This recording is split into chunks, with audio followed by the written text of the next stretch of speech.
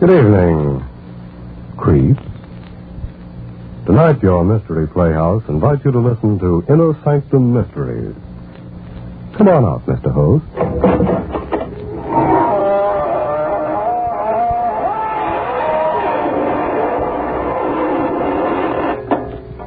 Good evening, friends of the Inner Sanctum. This is your host to welcome you through the squeaking door. Well, been shopping around for a nice case of murder? Of course you have. And you've come to the right place because the characters on this program simply kill themselves to keep you amused. Why, only the other day we were accused of making murder our business. But we wouldn't do that, friend. Oh, no. Because that would be mixing business with pleasure. And we consider it a pleasure to give some stiff for business.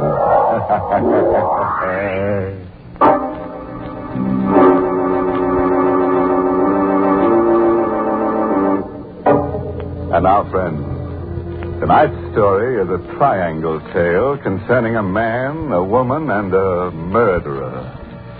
You've heard it said that those who laugh last, laugh best. But we're going to prove that it never pays to get into a laughing contest with a ghost. Because ghosts always get the last laugh.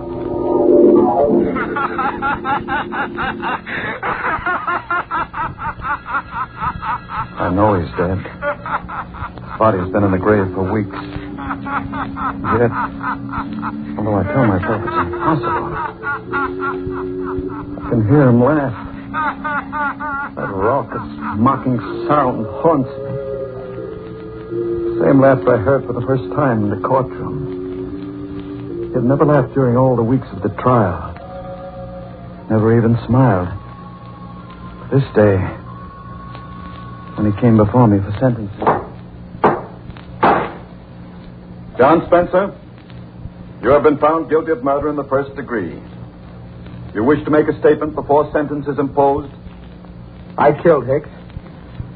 I'm willing to admit it now. But he was no good. He got just what he deserved. And everybody knows it. I'm not a killer. I never committed a crime before. And all I ask now is a chance. John Spencer, the jury took all that into consideration when it recommended life imprisonment. However, I have the power to ignore that recommendation. It is my firm conviction that to allow one man to take the law into his own hands is to encourage others to do likewise. I therefore override the recommendation of the jury and sentence you to be hung by the neck until dead. No. Judge, please. I've got a girl. We were going to be married. All I ask is to live so I can see her once in a while. You should have thought of that before you committed murder. It's easy for you to tell me what I should have done. But you won't always be on top. Maybe someday you'll be down here where I am. When that happens, I hope they throw the book at you just like you're doing to me. Bailiff, remove the prisoner. Won't I be laughing when that happens? Wherever I am, I'll be laughing fit to burst.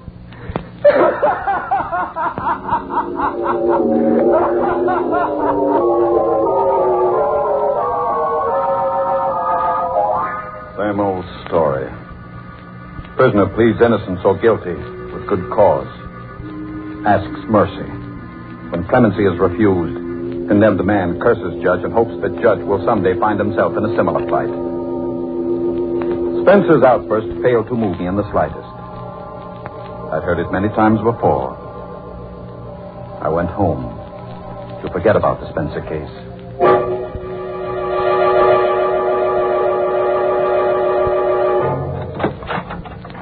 Richard? Is that you, Richard? Yes, dear. I'll come in as soon as I've freshened up. Come right now. I've been waiting here all day. Surely it's not too much to ask to just... All right, Laura, I'm coming. Richard, I want you to meet my new nurse, Margaret Cummings. This is Judge Thornton that's coming. How do you do? Miss Cummings, haven't we met before? Well, that's hardly likely. It's probably my face. It's so ordinary. On the contrary, Miss Cummings.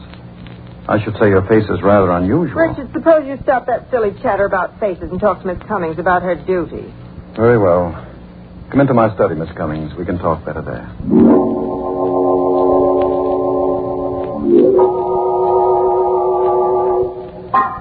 Sit down, please. There's not much to say, really. In the first place, my wife's heart condition isn't really dangerous. Yes, I gathered that from Dr. Fletcher. Oh, he told you about my wife, eh? Oh, yes, yes. You're a professional person, nurse, and I believe in frankness. It makes things easier. My wife is 11 years my senior, getting on past middle age. She is a bit worried. Not that I give her any grounds for it. Jealous. You understand? Perfectly. She's not an easy person to get along with. You'll have to humor her. I'll do my best. And, Miss Cummings. Yes. I was just wondering where it was that I saw you before. Escapes me. You know, Miss Cummings, your face is rather haunting.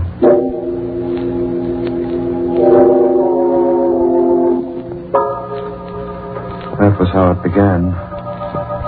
We played a game during those first few weeks. I would ask, Miss Cummings, where was it that I first saw you? Don't you remember yet? No, I don't. Well, I do. And someday, if you're nice, I'll tell you. We would laugh together. Having the girl in the house made me feel young again. But it didn't last. It ended one evening in Laura's room. Richard. Yes, dear. Put down that newspaper. I want to talk to you. I'm listening. Don't you think you're going a bit too far, Richard? Too far? What do you mean? I mean Miss Cummings. Oh. I won't stand for it. I won't allow you to disgrace me in my own home with a woman who's little more than a servant. Oh, Laura, for heaven's sake. I may be a bedridden invalid, but there is a limit. You're jumping to ridiculous conclusions, Laura. Ridiculous, am I? I suppose you'll deny you're in love with Miss Cummings. That you've been carrying on with her right under my nose. Certainly I'll deny it. I've got eyes, Richard. I've seen you two whispering together. I've watched how you look. Oh, you're talking utter nonsense. There's nothing between me and Miss Cummings. Nothing? Nothing. Absolutely nothing. Well, then, I'll give you a chance to prove what you say. I don't want Miss Cummings here. Dismiss her. You want me to dismiss her? Yes, Richard. I do.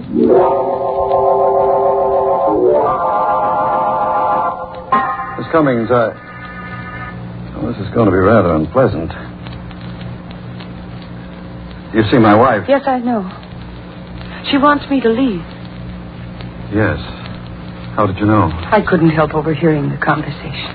Well, then you also know why she wants you to leave. Yes. But you warned me when I first came here that she was jealous. It's been very pleasant having you here. Thank you. I'm going to miss you. Miss Cummings, could I have your home address? Of course. Why do you want it? I hope you won't think me presumptuous, but, well, perhaps we might be able to see each other. Would that be wise? No, it wouldn't be wise. But I might as well face it. I couldn't hide it from Laura, and now I can't hide it from myself. I love you, Miss Cummings.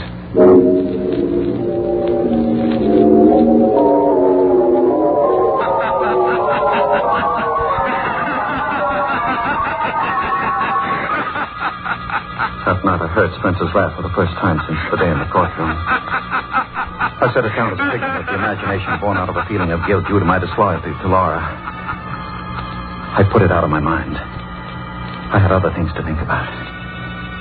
The slip of paper with Margaret Cummings' address on it was in my pocket. A dozen times during the next week I picked the telephone to call her, but something held me back. It was fear, I guess.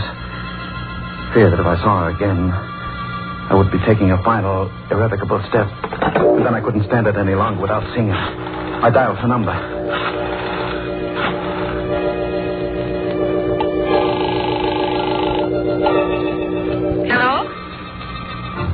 Is that you, Margaret? Yes, who is this? This is Richard. Richard. Judge Thornton. Oh, hello. How are you? It's been so long I thought you'd forgotten me. There's little chance of that. Could I see you tonight, Margaret? Why, yes, of course. Come over as soon as you like.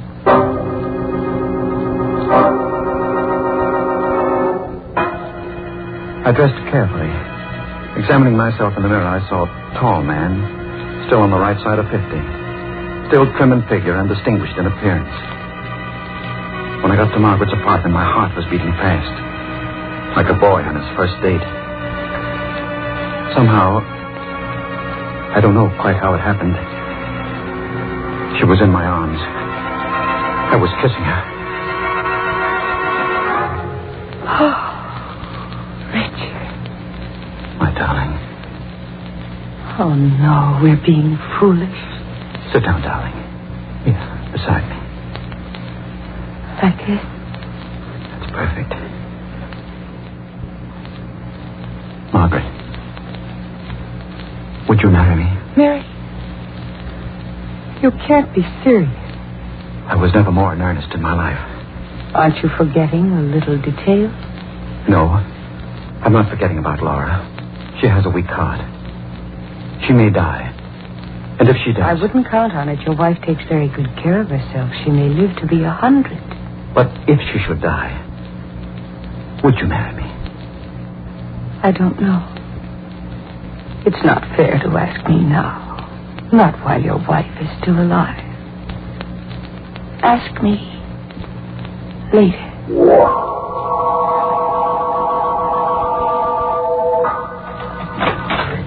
Oh, Richard. Did you have a pleasant evening at the club? I didn't go to the club, Laura. No. No. I lied to you.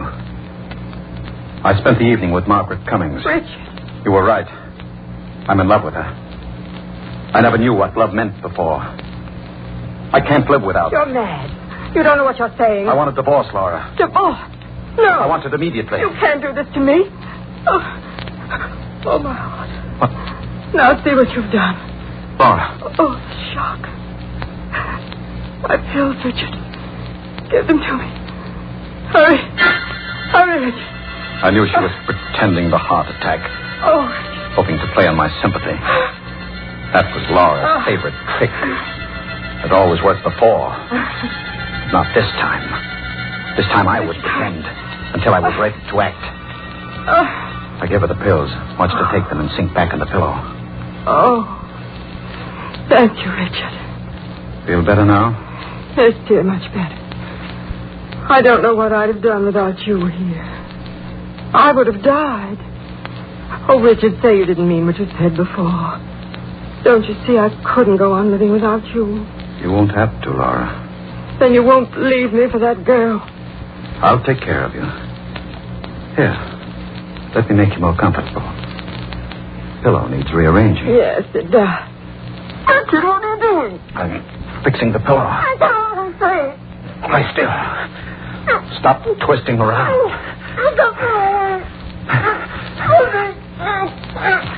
This is much different from a heart attack.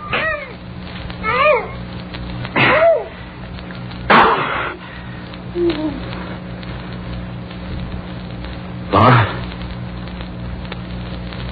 she's dead.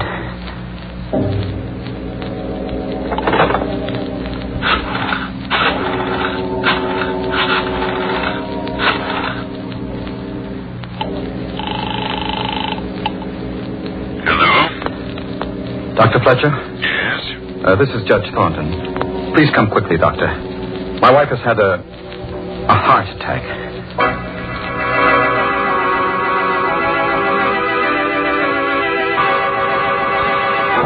It happened during an argument.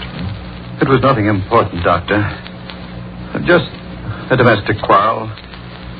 And suddenly she had the attack. I gave her the pills, but by that time it was too late. It's too bad. I'd only known that her condition had become so dangerous. Oh, Judge, you've nothing to reproach yourself for. These things happen. Will you take care of the formalities, Doctor? Oh, yes, of course. The death certificate? I'll list the cause as failure of the heart. There was no need to act the part of the stricken husband after Dr. Fletcher left. I stood looking down at Laura's body. She was dead. And Dr. Fletcher's certificate would clear me of any suspicion of murder. I was free. Free to marry Margaret.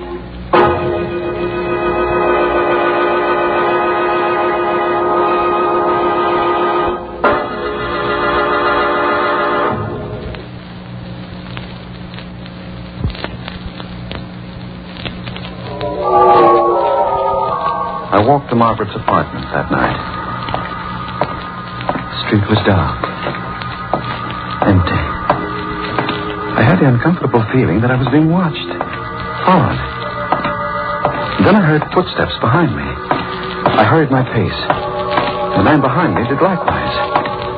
Frightened as I was, I decided to stop and confront the follower. He came toward me. His face and figure shadowy in the dark.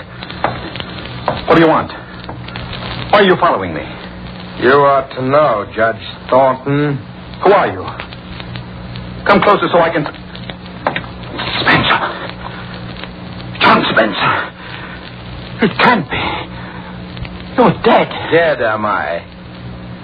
Well, you ought to know, Judge.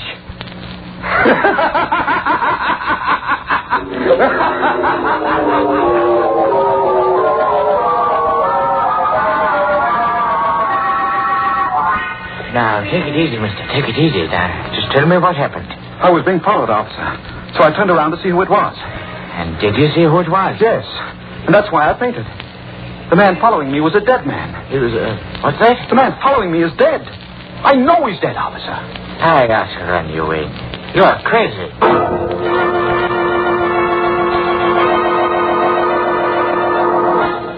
I had intended to tell Margaret that Laura was dead. I meant to ask her to marry me. But the encounter on the street drove those thoughts out of my mind. Arriving at her apartment, I went directly to the window and looked out.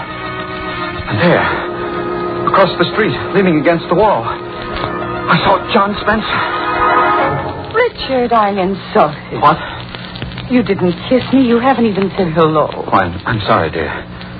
That man across the street, he can't be real. And yet, if he isn't... What man, Richard? Don't you see him? No, there's no one across the street. He was there a moment ago. I turned my head to talk to you, and now he's gone. Darling, you're trembling. You must be sick. Don't look at me like that. Richard, what's the matter? I guess I am sick. I'd better go and have a talk with Dr. Fletcher.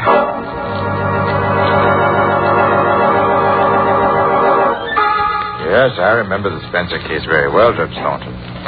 You could have spared Spencer's life, but didn't. And now you imagine that he follows you? Yes. But the man is dead. Then it was his ghost that followed me. His ghost I spoke to. His ghost that laughs. There are no ghosts, Judge Thornton. With one exception. The ghosts we carry about inside us. What do you mean? Well, these things you hear and see, these are hallucinations brought on by feelings of guilt. Spencer's been dead for weeks. So the question is, why should you experience guilt feelings at this late date? I don't know. Well, psychiatry has an explanation. Quite often in such cases, one refuses to face the guilt object and transfers his guilt feelings to some other person. What are you driving at? I'm suggesting that your guilt feelings are not caused by the Spencer incident. And I'm going to ask you a blunt question. Did you murder your wife? Why, of all the idiots... Now, just a moment, Judge. Just a moment. I've been rather uneasy about the circumstances of Mrs. Thornton's death. But you yourself diagnosed it as a heart attack. I accepted what you told me that night. A superficial examination of the body did indicate such a conclusion, yes, but your wife's cardiac condition was mild. Now, your guilt feelings lead me to suspect... This murder talk is ridiculous. Were there any signs of struggle, any marks of violence? Of course not. Mrs. Thornton might have been suffocated. Oh, nonsense. Perhaps. At any rate, I intend to recommend to the coroner that an autopsy be performed. An autopsy? Yes, it would determine whether or not death was due to suffocation. You should have no objection if I am mistaken. You meddling fool. Judge Thornton, put down that paper. You are so clever. Stay away from me. I've gone too far now to stop at another.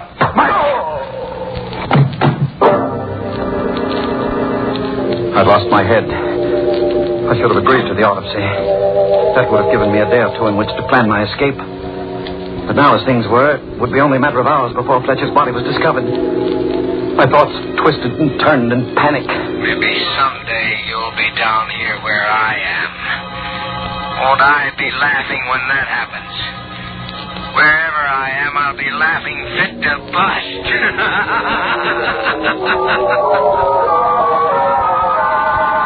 I ran like a frightened child. I needed help, and there was no one to turn to. Margaret. She loved me. She'd help me. I went to Margaret and told her what had happened. You killed your wife. For you. So we could be married. And then Dr. Fletcher. I had to kill her, Margaret. He was going to recommend an autopsy. Why did you come here? We've got to run away. We still have an hour or two. If we could charter a plane to Canada or Mexico. What makes you think I'd run away with you? I thought you loved me. Don't be stupid. I'm going to turn you over to the police. Margaret, you can't mean it. Can't I? Just watch me. Margaret, listen before you pick up that phone. Even if you don't love me, even if you won't go away with me, give me a chance. Have mercy. You make me laugh. Judge Thornton, who never gave anybody else a break, pleading for mercy. Well, turn around and ask the man behind you for mercy. Behind? That's right.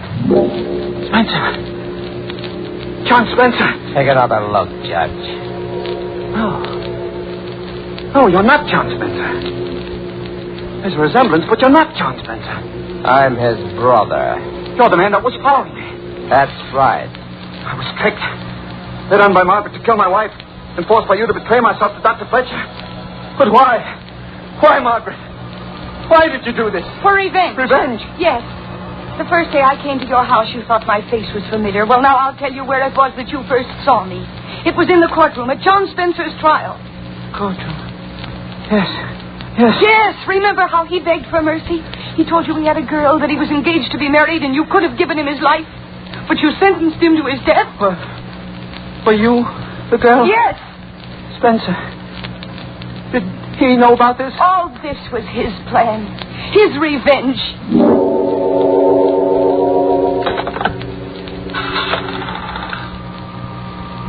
Hello, operator. Give me police headquarters. I want to report a murder. Yes, that's right, a murder. Tell them it's very important to get here as soon as they can. I'm waiting now for the police to come. For the trial. For the sentence, which I know will be death. As I wait, my thoughts go back to the courtroom. You won't always be on top. Maybe someday you'll be down here where I am. And when that happens, I'll be laughing.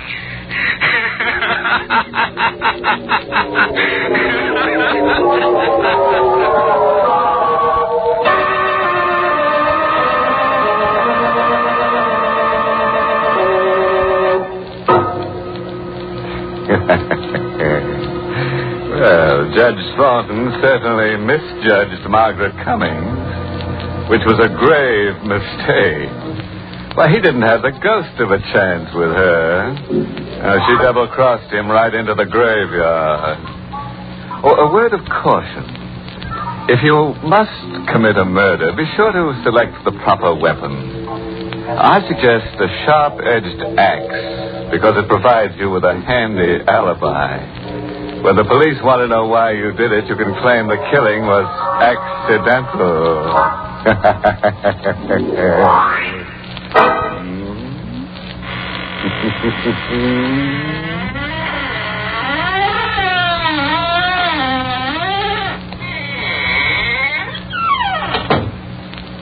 Well, good night, and thank you, Poison Puss, for your Inner Sanctum story, tonight's performance in the Mystery Playhouse. Until next time, creep. Good night. Sleep tight.